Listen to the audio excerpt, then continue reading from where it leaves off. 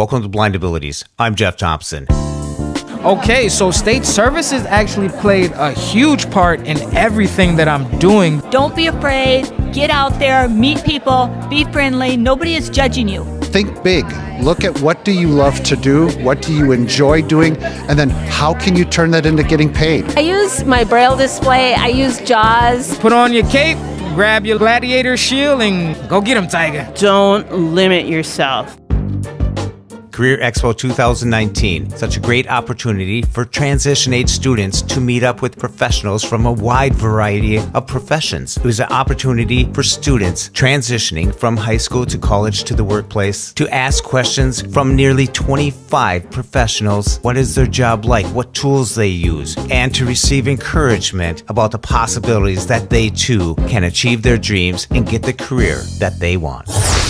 Welcome to Blind Abilities. I'm Jeff Thompson, and I'm at the Career Expo in Roseville, Minnesota, part of State Services for the Blind, putting on this event for transition age students. And I came across a friend of mine that's here, and I'm excited. Rachel Hastings, how you doing? I am fabulous. It's so good to be here. Well, it's great that you're here mentoring and talking to all the transition students. Will you tell the listeners what you do? Yeah, so I am a music therapist, and I work in St. Louis Park at a Jewish senior living community called Sholom Home West. And I get to work with seniors every single day, and I learn so much. I feel like I learn more than I give.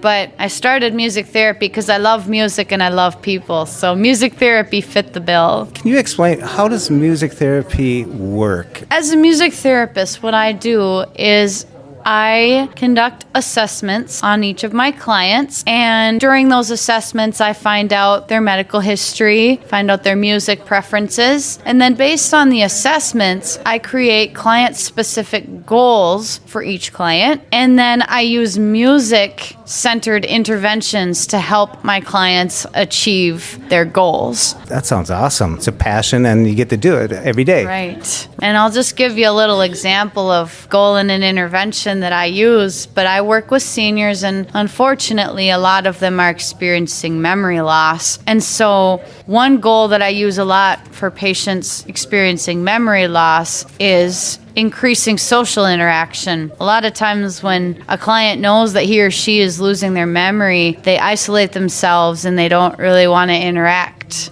because it's really depressing. And one thing that I do as a music therapist is I bring people together into group settings.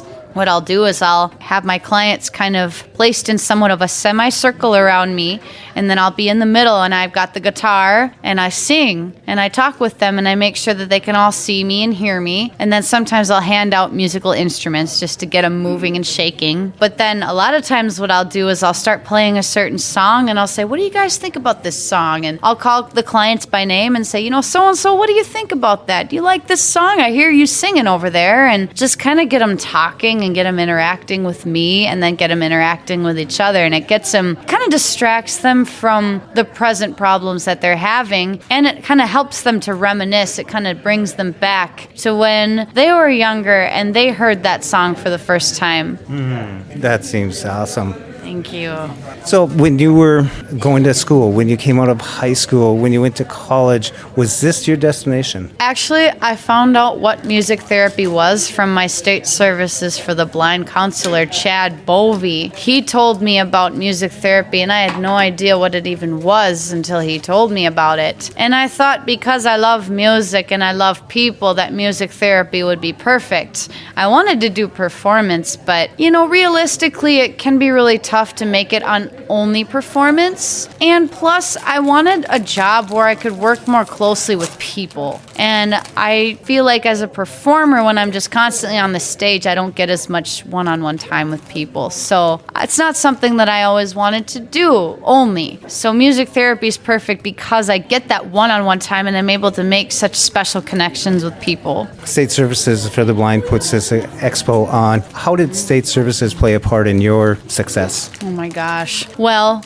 of course, as I stated, Chad was the one who told me about music therapy. I didn't even know it existed. And also, they helped me pay for my schooling. They helped provide me with books. They helped pay some of the tuition. of Augsburg, because Augsburg's it's kind of an expensive school. And Augsburg and the University of Minnesota are the only two schools in the state that offer music therapy degrees. And so I was really honored that I was able to attend Augsburg because it's so small and I was used to smaller schools. So I was grateful that SSB helped me. The other thing that they helped me with is job applications. That was actually kind of hard because some of them were kind of inaccessible. I want to give credit to Miss Pam Gowan. She was fabulous. She and I would spend hours on the phone talking and filling out applications to jobs. After I finished my internship and then passed my board certification exam, I was applying for all these jobs.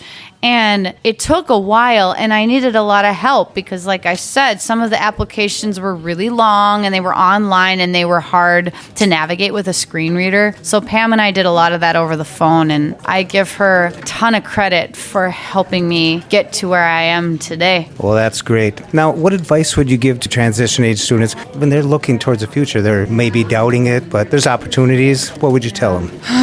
Man, the most important thing, that the mantra that I think about is how important it is to persevere. It can be really tough for blind people to find jobs, and it can be really frustrating. And I definitely had my seasons of doubt, but a lot of times the greatest antidote is just perseverance. You just keep trying, you keep applying, you keep studying, you keep working hard. You are never going to go wrong with hard work, and it always pays off.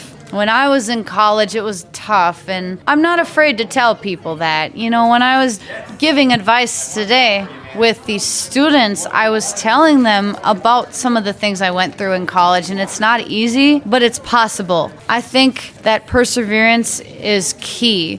The other thing that I want to say that I always tell people is blindness doesn't have to be a disability. It can rather be an ability, a different ability to accomplish your goals and to go after your dreams. I told a lot of the students that I saw today that actually being legally blind and losing my vision in my early 20s, gave me a greater sense of empathy for the clients that I work with who are seniors who've lost a lot of independence. Some of them have even lost their vision. Some of them have lost their hearing. They've lost a lot of dignity. They've lost a lot in their lives in sometimes really short amount of time. I'm really grateful overall that I've been given this greater sense of empathy in being that I have also lost my vision, and I have had to learn, kind of almost relearn, how to complete certain activities of daily living because of the vision loss that I had. First of all, perseverance. Second of all, not viewing blindness as a disability, but rather an ability. Having a good outlook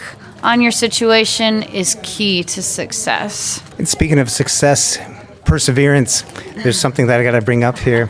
You just got back from Boston, Massachusetts, right? Yes. You were running around out there a little bit, right? I was running a little bit, yeah. I was kind of... Quite the accomplishment. The Under 4 Club.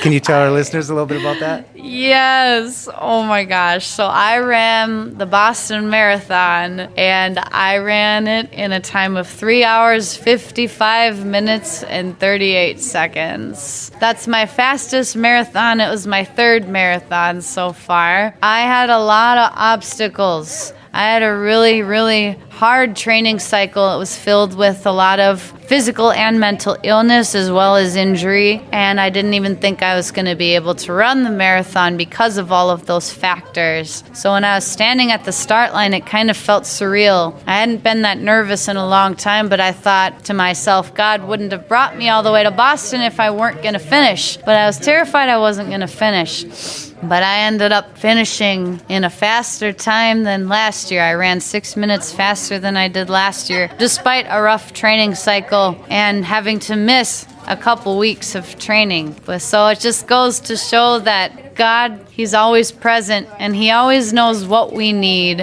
when we need it. So I'm really, really honored that He brought me through that, And I still get emotional when I talk about it because it was just so awesome. It's one of the best things that ever happened to me. You did a great write-up, and I want to get that out on the Blind Abilities blog, share it with people, because there's a part in this story that you were doing so good and everything was going good, and all of a sudden you ended up on the wrong side of the water. Yes. My guide, my sighted, so blind runners, just for those of you who don't know, blind runners have to run with a sighted guide, obviously, because for me, I don't have enough vision to run alone. And so my sighted guide is a fabulous athlete, but he had a rough day. And so right before mile 25, he felt like he was going to pass out. And so he had to be taken off the course, and I was alone. And I couldn't even ask if he was okay because the medical staff had to take him away into the tent. So I was a little delirious. At mile 25 of 26, you're not quite thinking clearly. The only thing on your mind is finishing. So I took off by myself, and I was running down the road, and I fell into one of the water stations, and I ended up behind it. I was basically yelling as loud as I could, I need somebody to run with me. I need somebody to run with me. I'm blind, and I don't have anyone to run with. Somebody please help me finish. And I was obviously frantic because I'm like, there is no way that I'm stopping. I've gotten this far, and I'm not quitting ever. After everything I went through to get to the start line in the first place, I got mad, and I was scared. So I ended up, the volunteers ended up pairing me with this man. His name was Scott. I was like, what's your name? He goes, my name's Scott. I said, I'm Rachel. Let's go. And we just took off. But then he couldn't keep up with me, so he passed me off to this lady named Kim. And she and I ended up finishing the marathon together. I didn't know her at all. We were complete strangers. But she did an amazing job with me, and we connected on Facebook, and she ended up finding out that I finished in third place in the women's visually impaired division, and I just basically told her that she was my hero and I couldn't have finished without her. It was an emotional day, and it was really, like I said, one of the best things that's ever happened to me. I'll never forget it. Rachel, the human baton in the Boston Marathon, handed up. I think you really captured it. The whole team, people back home, people during the race. Congratulations, and thanks for coming to the expo and sharing your story and talking to the transition students who are embarking upon their own careers. Oh, thank you. It was such an honor and such a privilege, and I'm so happy to be here. The other day, I was just sitting at my desk on my computer using JAWS with ease, and it just dawned on me how far God has taken me in the past 10, 12 years. Sometimes it just hits me, and I'm eternally grateful that I'm able to do things like this. And I'm sure a lot of people are learning from you, so thanks. Yay! Be sure to contact your state services for the blind, your voc rehab, and find out what they can do for you. Live, work, read, succeed. A big shout out goes out to Chi Chow for his beautiful music, and you can follow Chi Chow on Twitter at LChichow. Chi Chow, Chi Chow. Enable the blind ability skill on your Amazon device just by saying Enable Blind Abilities. When we share what we see through each other's eyes, we can then begin to bridge the gap between the limited expectations and the reality of blind abilities. The realities of blind abilities. For more podcasts with a blindness perspective, check us out on the web at www.blindabilities.com, on Twitter at blindabilities. Download our app from the App Store, blindabilities, that's 2 words, or send us an email at info@blindabilities.com. Thanks for listening.